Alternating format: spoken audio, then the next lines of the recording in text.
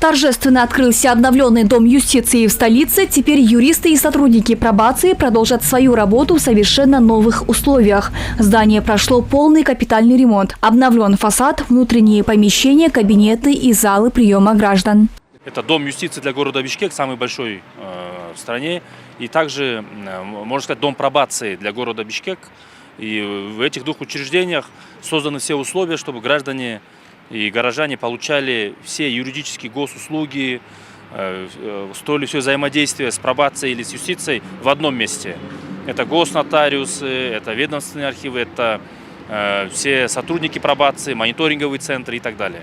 Это очень важный шаг, и это результат слаженной работы со стороны государства и со стороны международных партнеров. Теперь в Доме юстиции граждане смогут в комфортных условиях получать широкий спектр правовых и государственных услуг. Здесь работают нотариусы и размещен ведомственный архив органов юстиции. В данном здании расположены государственные нотариусы города Бишкек. Также расположены частные нотариусы города Бишкек, которые перешли в пилотном режиме. Руководство Министерства юстиции была инициатива перевести в пилотном режиме государственных нотариусов в частные нотариусы. То есть мы на сегодняшний день их называем как социальными нотариусами. Почему мы называем социальными? Потому что они оказывают услуги и берут плату ниже, чем обычные частные нотариусы, но чуть выше, чем государственные нотариусы. Да?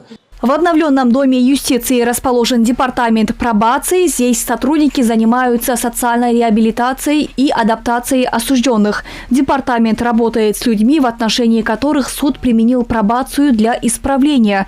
Для работы сотрудников созданы все необходимые условия. Вся наша работа строится на автоматизированной информационной системе пробация.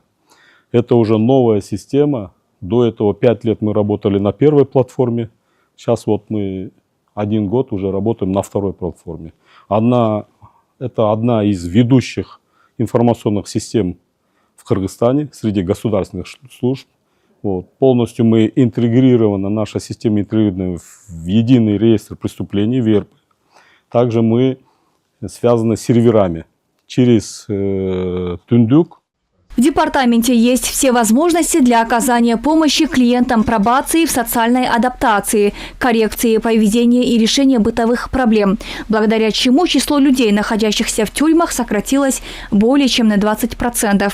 В прошлом году услугами пробации воспользовались свыше 12,5 тысяч человек. Сейчас для профилактики повторных преступлений активно используются браслеты и специальные приложения. Осуществляем электронный надзор за клиентами пробации посредством браслетов, электронных браслетов. Браслеты, да, достаточно. Сейчас вот на браслетах у нас где-то подследственных 116 клиентов, а под мобильным еще есть альтернатива, мобильное приложение, это такой упрощенный вариант, да?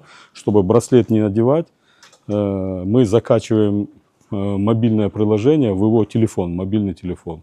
И он находится у нас, в принципе, на контроле. Да?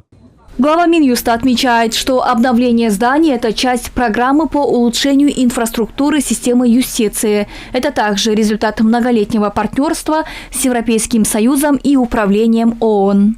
По всей стране идет беспрецедентное строительство домов юстиции. То есть это кардинальное улучшение инфраструктуры для работы и сотрудников юстиции, и для граждан. Уже в этом году мы открыли в Баткене первый новый абсолютно Дом юстиции, теперь вот в Бишкеке. В ближайшее время будут открыты в городе Манас, далее Харакол, то есть в каждом областном центре и также в каждой области, в некоторых районах уже строятся дома юстиции. Таким образом, в скором времени будут обновлены и другие объекты Министерства юстиции. Отмечается, что такие изменения направлены не только на улучшение условий труда сотрудников, но и на повышение доверия граждан к системе юстиции. Ахмер Нурдинова, Бекзат Машрапов, ЛТР, Бишкек.